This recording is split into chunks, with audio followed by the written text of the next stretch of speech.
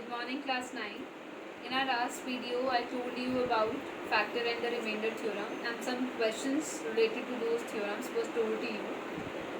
Some more questions related to that topic is again being discussed here. So kindly have a look on the board. And these questions will help you in solving your NCERT exercise as well. So come up to the first question. The first question is, using the factor theorem, find या determine whether gx is a factor of px. gx is a factor of px मतलब ये polynomial which is a linear polynomial, इस polynomial का factor है या नहीं है हमें ये check करना है. And I told you factor theorem में क्या होता है कि अगर उसका ज़ीरो जो होता है, इस वक्त इसका ज़ीरो क्या होगा, -1.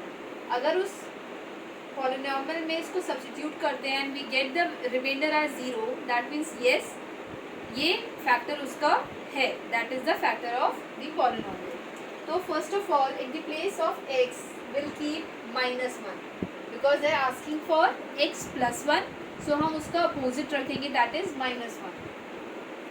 So 2 -1 plus -1 square -2 -1 in a bracket, then -1.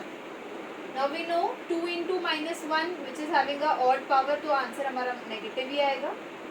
Then it is a even power, तो आंसर हमारा पॉजिटिव आएगा. Then minus minus plus 2 into 1 2, then -1. -2 is cancelled by +2, +1 is cancelled by -1, so it is 0. So yes, we'll say that gx is a factor of px. Clear? Now the second example is we have to check whether x plus 2 is a factor of this polynomial or not. Again the same thing, at the place of x will keep -2, so x की power मतलब -2 की power 3 plus 3 into -2 की power 2 plus 3 into -2 plus 1. So -2 की power 3 will give us -8.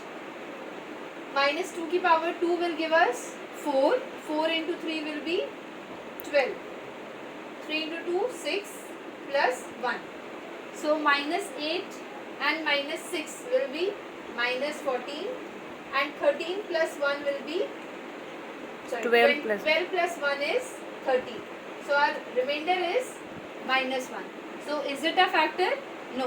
So here we'll write no, gx is not a factor of px because we didn't get the answer as 0.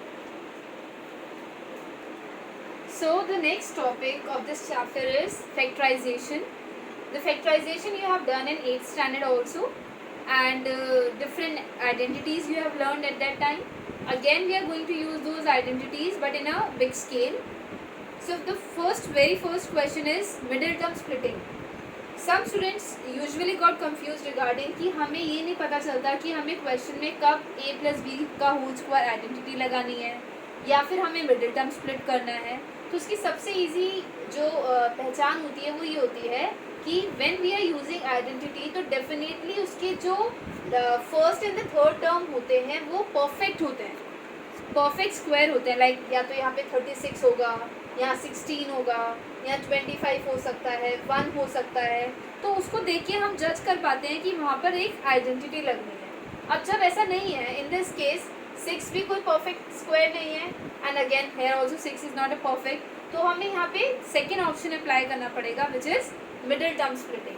अब middle term splitting में भी दो varieties हैं. May be in 8th standard, might be in 8th standard आपने ऐसा question किया होगा जिसमें एक्स स्क्वायर की कोई कोफिशिएंट नहीं रहा होगा, बट 9th में वो क्वेश्चंस भी होंगे and with that you will be having these kind of questions also. ये करके आपको वो वाला भी रिविजन हो जाएगा. बस इसमें लिटिल बिट चेंजेस देयर कि उसमें क्या होता था, जब आपके पास ये कोफिशिएंट नहीं होता था तो आप डायरेक्टली इसको ध्यान देते थे, but right now we are having the coefficient, तो अब हमें क्या चीज़ पे ध्यान देना है, इनके प्रोडक्ट पे ध्यान देना है, दैट इज 6 into 6 36. अब 36 के जो फैक्टर्स होंगे पहले आप उसके फैक्टर्स निकालेंगे. सो इन फैक्टर्स के थ्रू आपने इन फैक्टर्स को इस तरीके से मैनेज करना है सो दैट आपको माइनस करके 5 मिल जाए. अब मुझे कैसे पता चला कि मुझे माइनस में ही सोचना है? It is with the help of this sign. अगर यहाँ प्लस होगा तो हमें प्लस का सोचना है. If it is negative means minus, तो हमें इन फैक्टर्स को इस तरीके से यूज़ करना है कि माइनस करके 5 आ जाए. तो लेट अस ट्राई. तो वेरी सिंपल. चलो आपके लिए एक बार मैं कुछ और कर देती हूँ. 3 इंटू 6 करा एंड 3 इंटू 6, तो 6 माइनस 6 तो 0 आएगा, जो कि पॉसिबल नहीं है. दो 6 इंटू 6 36 आ रहा है, बट 6 माइनस 6 0 नहीं आ रहा है. हमें कुछ ऐसा सोचना है कि माइनस करें तो 5 आए और ऑब्वियसली प्रोडक्ट तो 36 ही आएगा. तो उसके अलावा क्या ऑप्शन हो सकता है? 3 into 3 9 and 2 into 2 4. So 9 minus 4 हमें क्या आंसर देगा? 5. एंड 9 इंटू 4 हमें क्या आंसर देगा? 36. So this is the best, this is the suitable option कि हम यहाँ पे ये अप्लाई कर सकें. So at the place of 6x square it will be same. At the place of 5, what are we going to write is 9 minus 4. So it is 6x square plus 9x minus 4x minus 6. अब इसमें से क्या चीज़ common आएगी? 3, क्योंकि दोनों ही किसके multiple है? 3 के. एंड ऑल्सो एक और चीज़ कॉमन आएगी, दैट इज x, जो लोएस्ट डिग्री होती है. सो यहाँ पे आएगा 2. 3 इंटू 2 6 होता है, और यहाँ एक x ऑलरेडी हम कॉमन ले चुके हैं, तो एक x और बचेगा.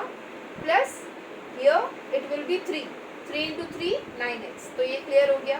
अब 4 और 6 किसके मल्टीपल होते हैं? 2 के. So will take 2. x हम कॉमन ले नहीं सकते क्योंकि इधर तो x है, but this side there is no x.